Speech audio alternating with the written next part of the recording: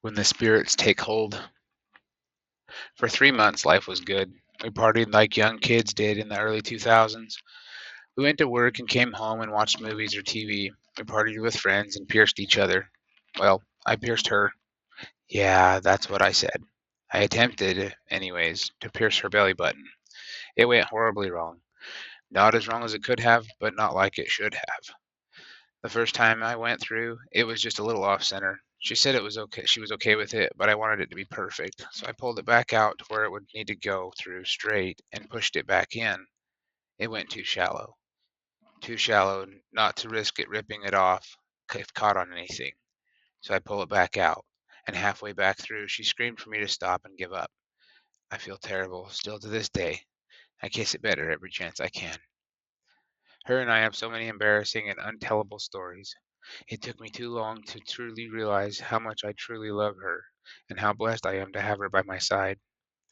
We found out 3 months into our relationship that she was pregnant. Shit. Shit, shit, shit. I'm 20 years old. I'm going through a divorce. In fact, I hadn't even filed for it yet. I was still fighting out the details with Elsie. Athena and I could barely afford our apartment, food, and her car payment. In fact, it was repoed a few months later because of all of this. It was a bad situation for me. Not ideal to be bringing a child into, I thought. How do you feel about abortion?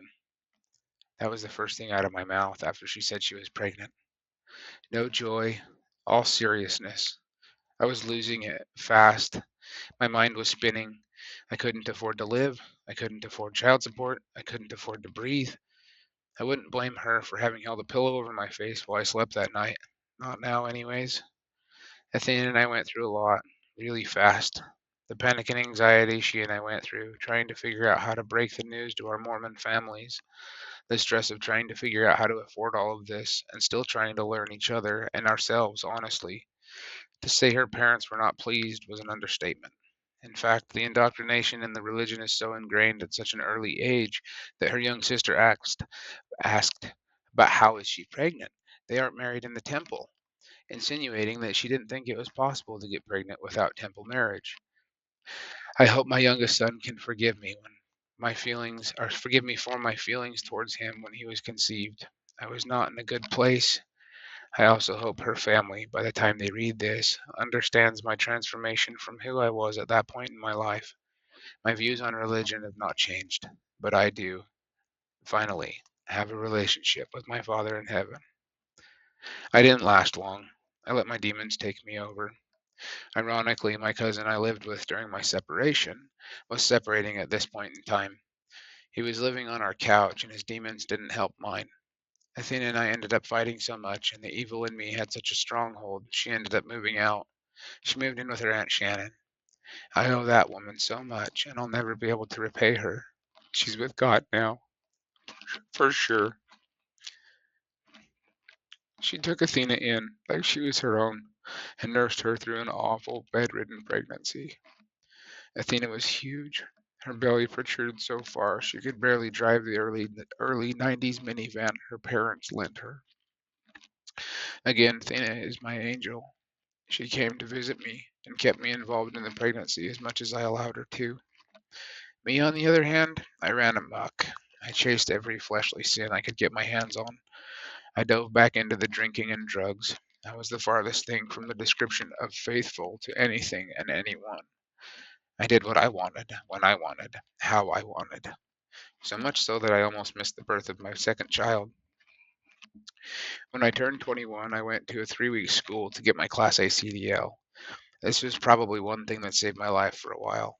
With the strict regulations of the Federal Department of Transportation's drug and alcohol policy, and the fact that companies strictly enforced it, it kept me fairly clean and dry. Fairly. I still had time off, and I used it unwisely. As I was coming back into town, Athena and I got into an argument over something. It was nothing to make a big deal over, but I wanted an excuse to feed my demons that had been itching me for over a week while I was living in a semi truck with another guy. I shut my phone off and indulged myself. I went to the bar with a couple friends, and I didn't stop drinking until they cut me off and took me home. I think I got back to my apartment around 3 or 4 a.m. I woke up around 7, I think.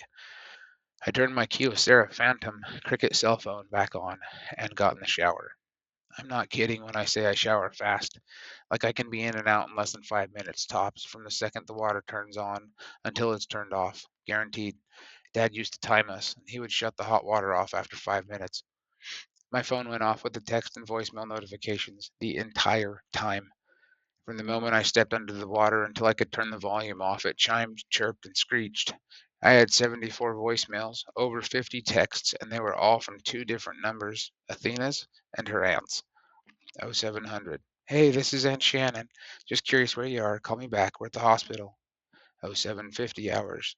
Hey, Andy, it's Shannon again. Athena's going into some pretty strong labor. You should get here soon.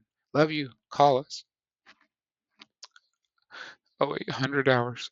Seriously, Andy, what the hell are you? Where the hell are you? Are you alive? Call us. I'm not happy.